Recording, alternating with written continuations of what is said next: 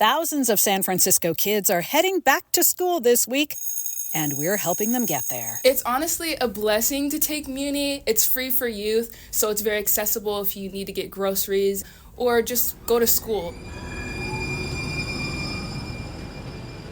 Welcome to Taken with Transportation, the San Francisco Municipal Transportation Agency's official podcast. I'm your host, Melissa Colross, and it technically may still be summer, but class is in session at San Francisco's public schools. Our city isn't terribly big in terms of square mileage, but it is densely populated and full of hills. So we asked some high schoolers and recent high school graduates how they make their way to class. I get to school by Muni. That's the only way I am really able to get to school without spending money and taking an Uber or a Lyft. If I'm running late, probably carpool because it could be more convenient. But if I have time, I might choose a Muni. I just think it's such an effective way I can get to school. My junior year, I started taking Muni to school. I took the 48 from 24th and Mission BART station. I do use a cargo bike, so half the time I will use Muni, half the time I'll use the cargo bike. But when I feel really tired or if I just need a break from everything, Muni is my safe space. It's my safe haven. If you need to get to school on time, if you need to catch up on anything important, Muni is definitely the way to go. Muni was pretty popular with the teens we spoke with, and that's no surprise. Scores of students take Muni to school. In fact, more than half of San Francisco high schoolers take public transit to class, according to a recent survey from our Safe Routes to School program. So we have to make sure that Muni is up to the job. SFMTA transit planner Sandra Padilla works on the Muni service planning team. We're talking with her about how we adjust service to accommodate students. We begin by asking how ridership changes when the school year starts. On the day-to-day level, it increases the intensity of the morning peaks, and it also introduces an early afternoon peak that's not there when school is not in session. If we take some of the routes that students most rely on, such as the 28, the 29, the 44, the 48, the difference in the percentage of trips that are crowded by hour light up unmistakably during the months of August through May, and also during very specific hours of service, such as 7:30 to 9:30 a.m. and then 2:30 to 3:30 p.m. And even though the morning window is shared with when many people travel to work, the crowding pattern is much less pronounced in the summer. We also look at ridership changes from month to month. When we chart weekday boardings per month, we can absolutely see the school year reflected. For example, the difference in average weekday ridership between July and October in 2024 was almost 100,000 boardings. And of course, the difference may not only be attributed to students, but the pattern is definitely there and follows the schedule of the school year. So we know ridership increases when school starts. How then do we make the necessary adjustments? In general, our approach to determining service changes is to prioritize addressing crowding, especially on routes where we hear about pass-ups. And that's when the bus pulls up to the stop, but it's so crowded that not everybody that's waiting is able to get on, and people are passed up. We identify needs, identify resources, and then prioritize changes that will address the needs and make resources stretch furthest. The service changes that go into effect at the end of this month for the new school year have to be cost neutral because of our financial situation. So we are making some small changes to add capacity that should make a big difference. We're shifting the time window when we have the most vehicles going inbound or northbound on Van Ness Avenue to better match the school ridership patterns we saw in the spring and fall data. 49 Van Ness Mission Street, North Point, and Van Ness. And another example is the 29 Sunset, where we were able to change the shift that operates the 29 Sunset Tripper so that the added capacity on the 29 goes on for longer. And of course, we are going to bring back school trippers into the schedule after not having them on during the summer. School trippers are what we call when we have an empty bus that's otherwise 100% capacity available, pull up to a school in the afternoon, usually fill it up, and then go back into regular service, bringing students to their next destination while serving regular riders. Finally, we ask Padilla if she has any advice for kids and their families who are using Muni to get to school. Plan ahead, especially for students traveling independently. Make sure that they know which stops and routes. Ideally, redundancy. Our system is, very rich, so there's always a plan B if you miss one bus. A lot of the time you have other options. And I would say ideally practice the trip once without time pressure to make sure that you are doing this clear-headed and then kind of it becomes muscle memory. Stay alert so that you don't miss your stop and enjoy sitting back and catching up without having to deal with traffic. Please hold on.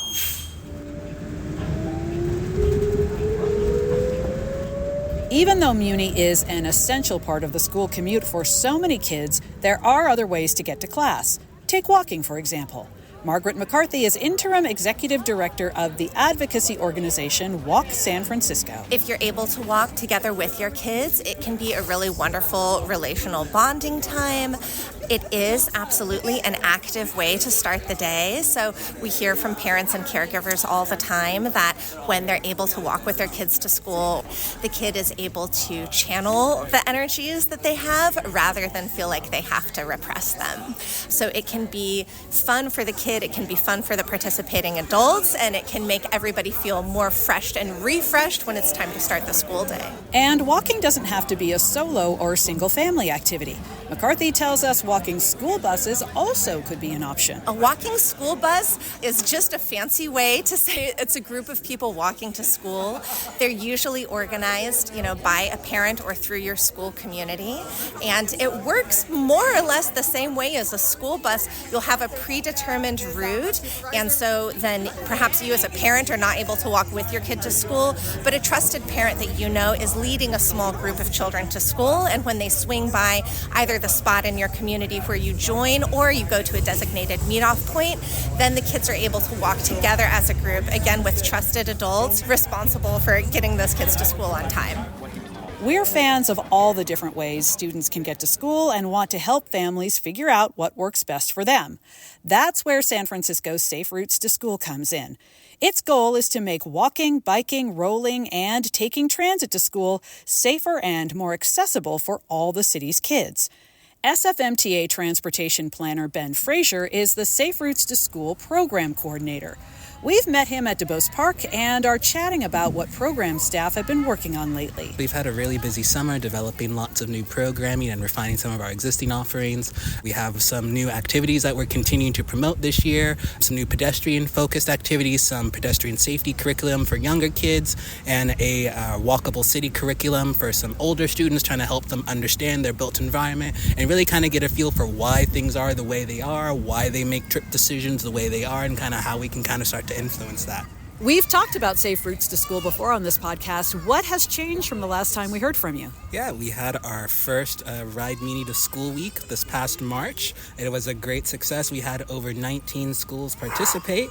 The leading school logged over 294 trips, and the leading student, one student, logged over 167 transit trips in 1 week, traveling over 300 miles over the 9-day contest. Muni, of course, is one of the 4 fun ways to school that Safe Routes to School promotes. Can you give us an overview of all of those 4 ways? Yeah, so our 4 fun ways to get to school are walking, biking and rolling. So that includes bikes, skateboards, scooters, and wheelchair, any type of mobility device with wheels, taking transit, so that's Muni or the yellow school bus, and carpooling. So as parents and kids get excited about the new school year, what do you want them to know about all their options for getting to school and getting to school safely? That they have options, Driving to school isn't necessarily the only thing, and there's lots of support out there if you do want to try walking or biking or taking the bus. So, the first part is, seeing who your friends are that year, seeing what some of their schedules are, and then finding friends to travel with, because that always makes it fun too. Safe Routes to School is actually an international effort that came to San Francisco about 15 years or so ago. And we run the program in collaboration with street safety and transit advocate groups like Walk SF, as well as the San Francisco Unified School District. Safe Routes to School hosts several big events to encourage kids to embrace the various ways to get to class. Frazier already mentioned Ride Muni to School Week, and there are 2 more. We have Walk and Roll to School Week around October every year. It's our big walking activity. This year we're bringing back the Golden Sneaker Contest as a part of that. And then in the spring, usually last week of April, first week of May, we have Bike and Roll to School Week, which is usually our biggest event of the year, where we get thousands of kids biking to school across the city. Now, we've talked throughout this episode about how we help students who are going back to school, and we heard from some teenagers. But what about parents? To get that perspective, we are speaking with Rachel Bowles, who lives in the Sunset District. She has 2 children, one in elementary school and the other starting middle school this year. My younger one walks to school because we're half a block away. My older one, I was driving her last year, but we're going to be trying Muni actually this year. We're going to try the L train and try to make her more independent. first, what's that walk to school like? We have a crossing guard, which is helpful. There are lots of other families walking with us, so it feels a little bit community building.